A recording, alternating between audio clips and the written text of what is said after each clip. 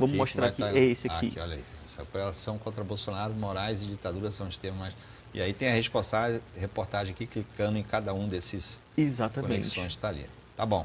Aí você estava falando aí do segundo episódio, O segundo episódio, a gente fala sobre uma linha do tempo, na verdade, né? A repórter Ludmila Barros, ela traça para a gente uma linha do tempo da vida pública de Bolsonaro.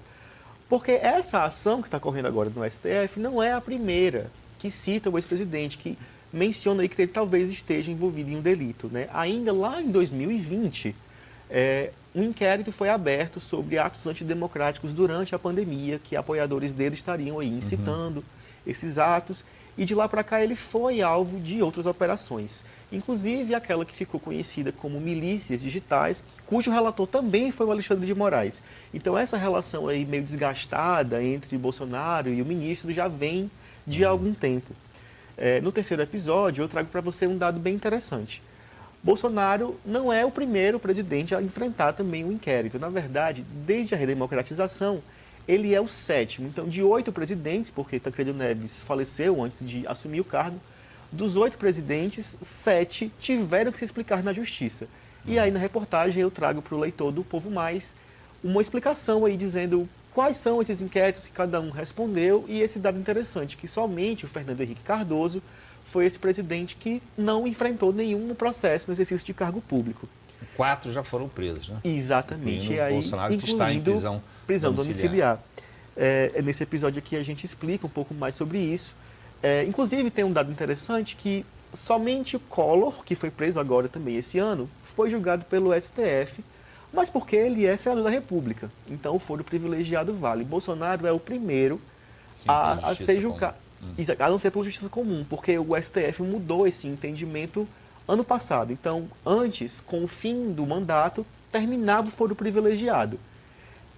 Houve essa mudança, inclusive especialistas que a gente escutou debatem aí sobre como isso foi importante para que esse núcleo esteja sendo processado. Porque se não fosse essa mudança, se fosse para a justiça comum, era possível que essas acusações não se sustentassem e esse julgamento não fosse à frente. Aí o quarto episódio. Quarto e quinto episódios. O caso de Bolsonaro ensina sobre como surge um golpe, segundo a PGR. A gente vai trazer essa análise no episódio 4 e no episódio 5, Bolsonaro free, condenado.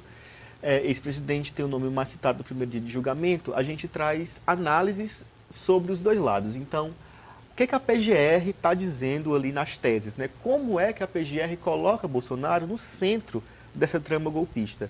Você encontra também uma análise de como as defesas tentaram afastar cada um dos outros indiciados, tanto da figura de Bolsonaro como dessa trama golpista. Então a gente faz uma análise a partir da transcrição dos discursos, a gente coloca dentro de uma ferramenta de análise, forma nuvens de palavras, então você consegue conferir quantas vezes cada palavra foi dita por cada réu, no caso por cada advogado. E aí, dentro dessas teses, eles tentam descredibilizar a delação de Mauro Cid, invalidar as provas apresentadas, e também os juristas que a gente escutou vão debater aí como é que essas teses, né, podem pesar a favor ou contra. A central de dados do Povo Mais entra de novo aqui no episódio 5, mostrando os termos mais citados pela PGR. E aí eu trago para vocês, são reunião, denúncia, golpe e Supremo. E a gente também traz uma análise das trends das redes sociais. Então, no primeiro dia de julgamento, o que é que mais apareceu ali no Twitter? No episódio 6... No banco do réu, que pesa contra e a favor de Bolsonaro. Aí a gente vai explicar, porque fica aquela dúvida, né?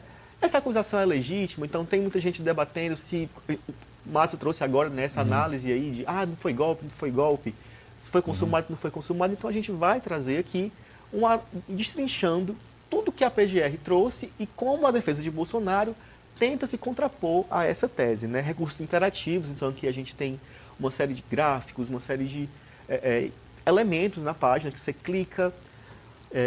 Vamos ver aqui no telão. E aí as reportagens do Povo Mais, claro, sempre trazem esse tipo de elemento, né? Então aqui a gente tem um diagrama mostrando todas as teses que a PGR trouxe, acusando o ex-presidente Bolsonaro. São acusações sérias que os juristas avaliam que é difícil, inclusive, se sair desse cenário.